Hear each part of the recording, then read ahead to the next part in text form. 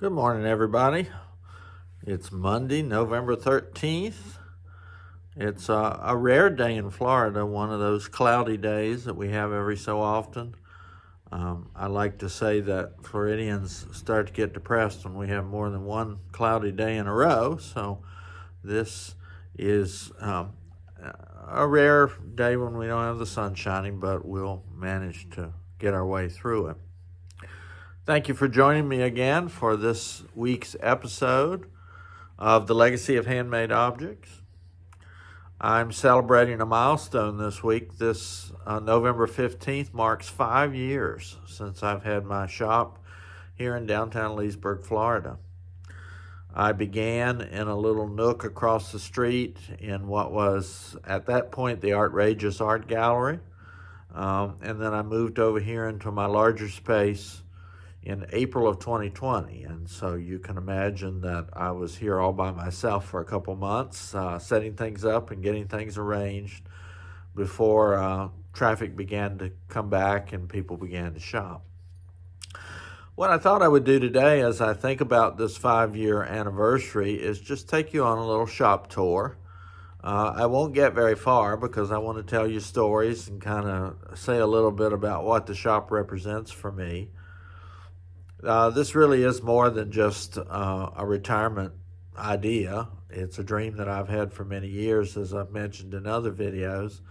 And it's also a way, I feel, for me to give back to the community and be a part of the larger fiber art tradition and legacy that we love so much. So there's a lot here, and I'm going to walk around a little bit today and show you some of the other things that I think are significant. And I want to end this segment of the broadcast by talking a little bit about a project that has become important to me called Loose Ends. And I'll say some more about that in a minute. Also, after this part of the experience is done, I'm going to show you another clip where I take a warp off of my loom. I did that last Saturday, but I'll put it at the end so that you'll know that that's coming as well. So let me take just a minute here and flip the camera around, and we're going to go on a brief tour of Gary Lee Sly Fabric Arts. So I'm back. Hopefully that was not a painful transition, and I'll try to move slowly because I think it's helpful for you as the viewer not to have a real jerky experience. When I ended last time, you know, I was on the loom, my big Harrisville loom weaving. I've since taken that warp off, and you'll see that experience in a little bit. I noticed when you all are watching my videos, you're often peeping in the background. Somebody mentioned my spinning wheels at one point. So I want to talk just a little bit about what's here. And kind of say something about what that means for me. I have a lot of models on the walls. These are from shops, mostly my friend Sally Criswell's shop up in the Gainesville area. I don't do a lot of models today. That is, if you come into my shop and you're looking for a modern piece, you're probably not going to find a model for everything because there's just so many new designs around. I will say this front corner is a little messy. Probably some of you would say my whole shop is a little messy, but this is kind of my area. So I have my smaller Harrisville loom there in the back. That's a 24-inch. I have this wonderful cross stitch that I did. This is the Neuschwanstein Castle. It's a Riolas kit that my youngest son bought for me in Europe. I also did the framing on this piece. Graham is my youngest son, and this piece actually belongs to him, but he's living in Germany and doesn't really have a good place for it right now. I love doing this particular piece. I don't often do kits, but Riolas is distinctive, I think, in a lot of ways, and one is that they use a wool thread, which covers very nicely, but as you can imagine also shreds pretty badly. So it was fun to do, and I'm not sure I'm going to do a whole lot of those. This piece is called a warping reel. I don't need to unpack it necessarily, but for those of us who like to weave, This is a simpler way to wind a warp, but mostly I use the traditional warping board that is there on the wall.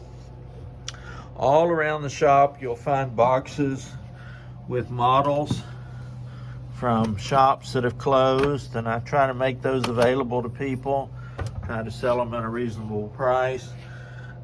This wonderful piece of yarn up here is probably going to be part of my next weaving project, in case you're wondering. So I'm just kind of, that's my little work area there when I'm busy weaving. I'm always picking up things that I find. This was actually in a yard sale for 25 cents, but it's a pillow cover that somebody needle pointed. It's a lovely piece, and it's something that somebody ought to take and do something with.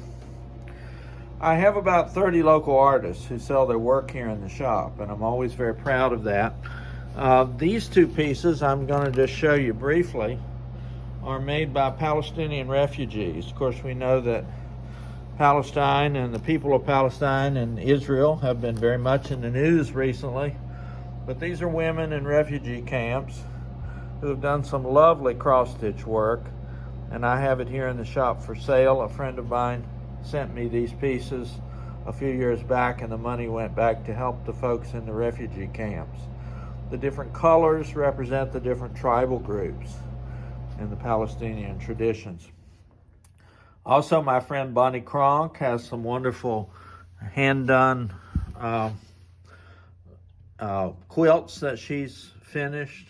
This one has a great animal motif, and then you got a really pretty one here with kind of a cowboy theme to it.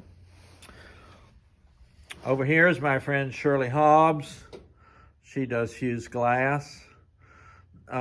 Shirley's work and some of the woodcraft that I have here don't necessarily fit into the fiber art theme quite as much, but Shirley's an old friend of mine, and we were together when we were across the street in Outrageous, and so I do have some of her nice pieces. She's got pendants and jewelry, and then some framed pieces made of fused art. This nice little display on the wall here is from my friend Sandy Fox, who does silk painting. Some of her work is single dimension, but she also, if you can see it from the side just a little bit, has a three-dimensional aspect to it as well. And of course, we love these little pieces that say love in sign language. So Sandy's very artistic. I love her use of color. And of course, we know that dyeing and painting on silk is not necessarily one of the easiest projects to undertake, and Sandy's done some classes for me here in the shop on that. I do have a larger variety of already made quilts. Sometimes people come in to the shop and they say, I have not a creative bone in my body and I don't want to make anything. I do have a lot of things that people can look at and perhaps buy as a gift for someone else. This is a really nice batik pattern that Julie Salmon has. Just a lot of nice stuff there that is already done and ready to go and enjoy. My friend Nancy Simpson has done some new pieces here. I would call some of these traditional, like her shawls, but she's done some experimental stuff here. This I would call a shawl or a wrap, but as you can see, it's a really interesting combination of fibers. And I want to show you some more of Nancy's work in just a minute. But she's done some really interesting, innovative stuff with respect to these scarves and shawls that she's been working on.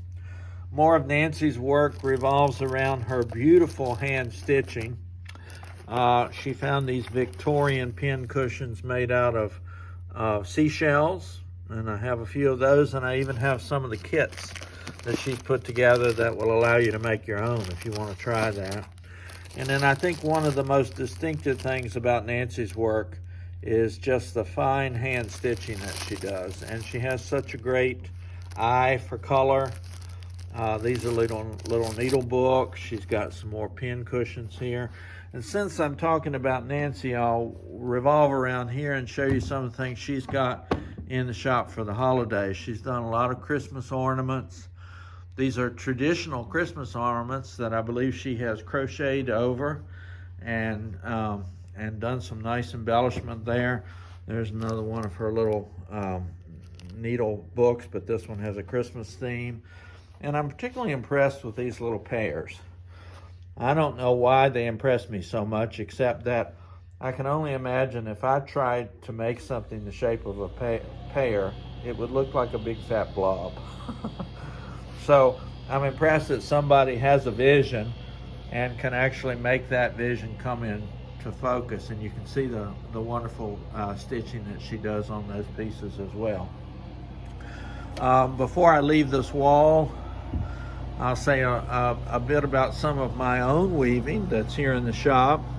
This is a pashmina that I did, it's been probably 4 or 5 years ago now, and it's the last remaining piece of fabric from a 30-yard warp that I did. This is a window pane twill with beautiful rainbow colors in it, and make a nice gift for someone. Another thing that I designed, and I think I probably already showed you this when we were doing weaving, is I designed these clergy stoles.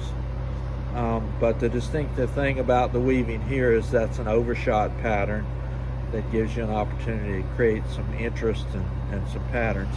If you hear the little humming motor here, that's my 1940s era Coke cooler. This is another one of those whims that I probably should have resisted, but I just knew I wanted something like this in the shop, and I found a used one. I was able to convince a guy after a good bit of discussion to make it work. It keeps everything at a perfect 38 degrees. And you can see I've got all kinds of old-fashioned craft sodas in there. I do have craft sodas from all over the country that I buy from a distributor down in Tampa. And it's just kind of a fun thing to do. We have Beacon College here in downtown Leesburg, and some of the Beacon College students like to come around and snoop in and see what kind of sodas I have on a particular day. Again, I'll just highlight a couple more of the models that are on the wall. These are all for sale, very affordable, or you could buy it, do something else with the stitching, and perhaps use the frame for something else. I want to focus on this piece here. I've tried to remember to talk about it the last 2 episodes, and I want to just say something more about it today. This is a recipe cross stitch for watermelon preserves. I've mentioned several times that I think one of our legacies of handmade objects is certainly cooking. But I think a wonderful gift for someone is to take a family recipe and turn it into a cross stitch piece. I gave you a recipe a couple weeks ago of my grandmother's cup of cobbler, and I think cross stitch is a wonderful way to memorialize that. It's a gift that somebody in another generation can hold on to, hang in their kitchen, and remember how to do Mama's cobbler when they need that recipe. So you can see I didn't get very far in the shop today. I've got a whole lot more to show you. So that'll be the work of coming weeks. I'll just scan real quickly. But before I close things down in the shop today, I want to focus in on this unfinished Afghan. An organization that has become pretty important to me, or one that I feel a lot of affinity to, is one called Loose Ends. And you can look them up online and you can see some of the work that they do. Loose Ends connects up people with unfinished projects, not just cross-stitching, but weaving, crochet, knitting, pretty much anything in the fiber world, especially projects that folks were working on when they died. It is often very meaningful to families to have a piece finished, especially if it was intended for somebody in the family or had some special intention about it. This is pretty unique. Somebody brought this in. A woman in the community had begun the work, and her needle is still here, but she developed dementia. And it became a real source of sadness for her to look at this piece, because she is aware enough to know that she started the work on this Afghan, but certainly aware enough to know that she doesn't have the capacity anymore to finish it. The friend that brought it to me said it just makes her sad every time she sees it, and would I see if I could find somebody who could finish it for her. So we're about the work of doing that. I've been unraveling the hem a little bit, and then I'm going to hem stitch all the way around to make sure the borders are nice and secure. And then I already have one volunteer who's going to help me with the stitching part. It's a beautiful piece. It's got seashells all over it in these nice pastel colors. So check out Loose Ends. It's an organization that I feel strongly about because it helps us to preserve this legacy of handmade objects that's so important to all of us. That's going to end my piece for today. As I mentioned, you're going to see at the end of this a little clip from last Saturday where I pulled a warp off the loom, and you'll see some finished shawls and some work from that in coming weeks. I want to say again how humbled I am at those who have taken the time to watch my videos, those who have subscribed to my videos. It's just a real kick to see people enjoying the kind of things that I enjoy, and I hope I'll see you next week. Thank you. Bye-bye. Well, hi there. My assistant Michelle is helping me a bit today. Last week when I saw you on YouTube, I was doing some weaving. This week I'm going to cut it off the loom and take it off and do some finishing of the fabric. So I thought I'd kind of show that process. So I'm getting ready to get my trusty fabric scissors out, and I'm going to cut my warp threads. I'm leaving myself a nice long fringe so that when I get ready to finish it, I will have a fringe if that's what I want to do. This is probably going to be a series of shawls because I did a nice long warp. I think it's 20 yards. So you can see that I cut the warp threads off, and I've got a little bit of a fringe there. Now I'm going to set some stuff loose here and just pull it off of my front beam. You can see all that fabric unrolling. Now most of the end of what I did was this white weft thread. But you'll see we're going to change colors here in a minute. So I'm just unwinding the weaving that I've done over the last few months. Boy, there's more of this white than I was thinking there was. I did a little section of magenta, but honestly it was moving very slow because the thread was real thin, so I didn't do much of that. And now you're going to see the blue weft, and hopefully there's enough of that for me to do a nice shawl or two with that as well. There we go. I'm at the end of all that. I'm going to grab my trusty scissors again, cut these off. I could go to the trouble of untying them, but I'm going to just cut them for now because I'm going to do some finishing on this other end as well. Now once I have this long piece of fabric off the loom, I can cut it just like I would any other kind of fabric. So you can see I've got a piece of blue here that's a pretty good length for a shawl. So I will cut it and fringe the edges of that. Don't know what I'll do with that little piece of magenta, but it's there. And then I'm hoping to get 2 or 3 shawls out of this section that has the white warp. And that's a long-term weaving project. See you soon. Bye-bye.